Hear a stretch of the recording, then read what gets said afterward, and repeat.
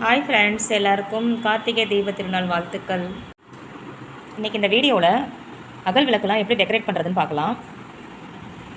நம்மகிட்ட இருக்கிற பழைய அகல் விளக்கை வச்சு புதுசாக இந்த மாதிரி எல்லாம் டெக்கரேட் பண்ணலாம். வாங்க எப்படி செய்கிறதுன்னு பார்க்கலாம். இந்த விளக்கெல்லாம் என்கிட்ட இருக்கிற பழைய விளக்குகள் தான். இதை எப்படி புதுசாக ரெடி பண்ணலான்னு பார்க்கலாம் வாங்க.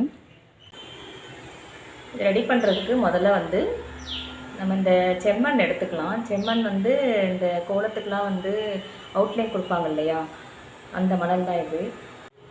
இதை நம்ம ஒரு ஜல்லடை வச்சு ஜலிச்சு எடுத்துக்கலாம். இந்த மாதிரி ஜலிச்சு எடுத்துட்டு இதில் தண்ணி ஊற்றி கலந்துக்கலாம். இந்த அளவுக்கு தண்ணி ஊற்றி கலந்துக்கோங்க.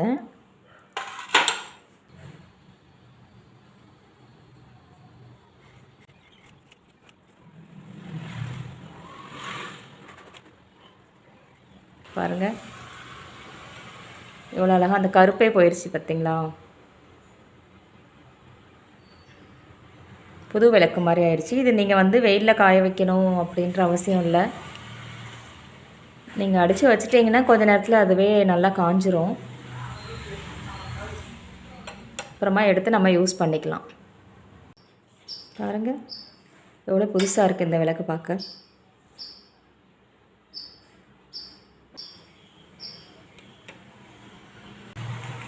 இன்னொரு ஈஸியான ஐடியா பார்க்கலாம். இந்த மணலையை இன்னும் கொஞ்சம் செம்மண்ணை அதிகமாக எடுத்து இந்த மாதிரி கலந்துக்கோங்க. திக்காக நல்லா கலந்துட்டு, இப்போ ஒவ்வொரு விளக்காக அடிக்க முடியல அப்படின்னா நம்ம இந்த விளக்கை இதில் நல்லா இப்படி இதில் முக்கி இப்படி எடுத்துட்டிங்கன்னா அதுவே அழகாக வந்துடுது.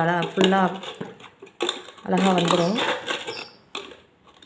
பாருங்கள், ப்ரஷில் அடிக்கலைன்னா இப்படி முக்கி எடுத்துக்கலாம். இதில் இந்த மாதிரி இந்த மணல்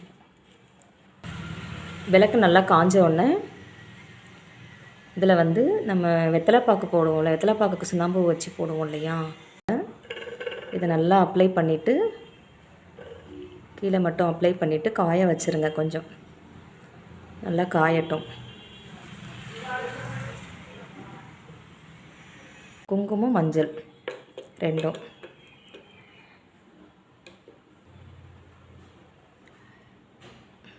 இந்த மாதிரி ஒவ்வொரு புள்ளியாக வச்சு பொட்டு மாதிரி வச்சுக்கலாம்.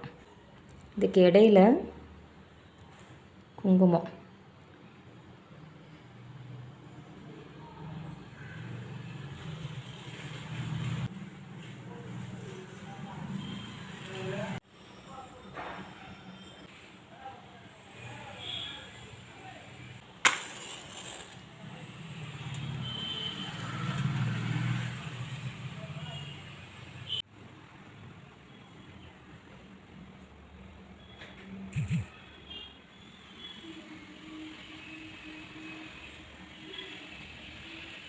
இந்த மாதிரி நீங்களும் ட்ரை பண்ணி பாருங்கள். வீடியோ பிடிச்சிருந்தால் லைக், ஷேர் அண்ட் சப்ஸ்கிரைப் பண்ணுங்கள்.